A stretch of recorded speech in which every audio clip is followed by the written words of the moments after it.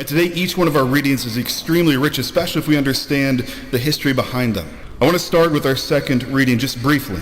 Paul's continuing to write to the church in Rome, and we're getting towards the end of the letter. And today he speaks about those who are predestined. And we have, of course, some of our Protestant brothers and sisters have a different understanding of what predestination means, but we understand it in a very specific way in the Catholic Church. That everybody is predestined, or everybody is destined for heaven. That is what God desires for every one of us. Now we can forfeit it. We can reject that beautiful gift that God has given us, but it is ours for the taking. That's what Jesus is speaking about today in the third parable of the fish.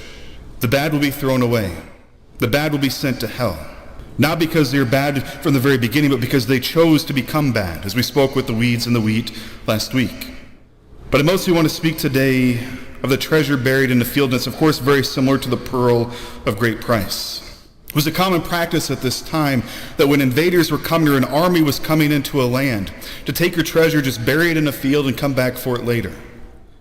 Of course, it would happen from time to time, especially when an army was coming in to besiege a town or a village or a society. Sometimes the people would die, or sometimes they would run for their life and they'd never make it back in order to get that treasure.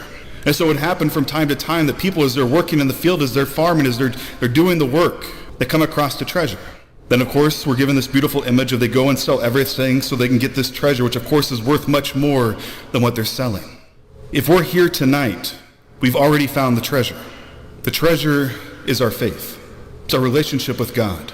And again, our ultimate fulfillment is going to be making it home to heaven if we continue to choose God in this life.